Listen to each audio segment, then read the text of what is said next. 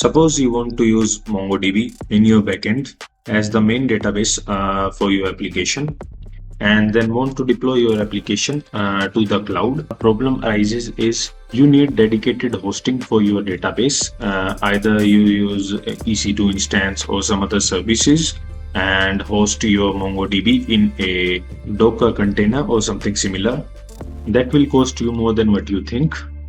So for that, we got a simple solution that is free of cost, that is MongoDB Atlas. Here, this is the main website, and you get 512 MB of storage free of cost, and that is more than enough for basic projects or personal projects or student use cases that you want to use for demonstration only or for your personal use. So if you are new here, then click on get started. I will click on sign in. While you sign up on this MongoDB Atlas, you will see something like this. Click on accept.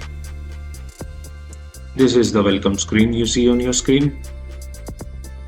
Here are some questions for you. You can click on skip personalization if you want. Here we can select the free version that gives us 512 MB of storage and shared RAM and shared vCPU. Here you have a few other options. You can give a name to your cluster. You can select the provider. The best one will perform here is AWS, and you can leave the region to the default. By default, it detects your region and selects the best possible option.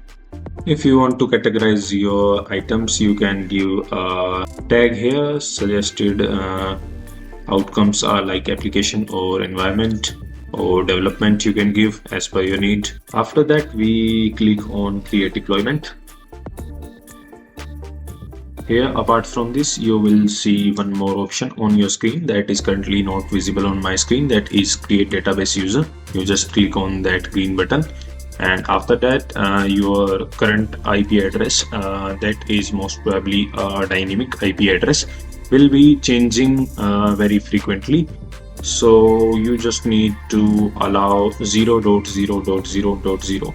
That means basically allow every IP address to connect to your database. That has a few security risks, but that will be look afterwards. We click on choose a connection method.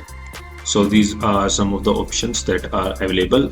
So the main two are MongoDB Compass that you can use to see your MongoDB Atlas data in a GUI version. And the other is you can integrate it to your project using the shell option that gives you a JavaScript command line interface that you can use in your project. So for now, I will show you a demonstration using MongoDB Compass. So if you don't have installed MongoDB Compass, then you can install based on your needs and whatever PC you have, be it Windows, Linux or macOS, it is available for all. So in my case, I have already installed it. So I will go for this and copy this string and open the MongoDB Compass here. And I will click on this plus sign and I will paste this URI here. Then I will simply select on save and connect. It says connecting to your DB, and here we are. It is loading still. The default setup comes with these 3 already created databases, that is admin config local, and we are going to create a new database, and let's give it a name of test. And again a collection within the database, that is test, and now we'll click on create database. So here we are in our database and we'll click on add data, insert document. So by default this is the sample JSON that is already written. We will click on insert, and there we are. Data is inserted, and this data is not stored in a local PC. This is in the cloud with free hosting.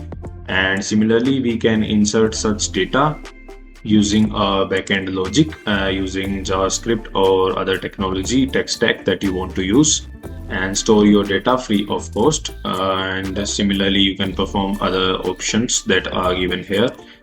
You can even delete the documents and update them. So we explored MongoDB Atlas, and that was the purpose of this video. So that's all for this video. Thanks for watching.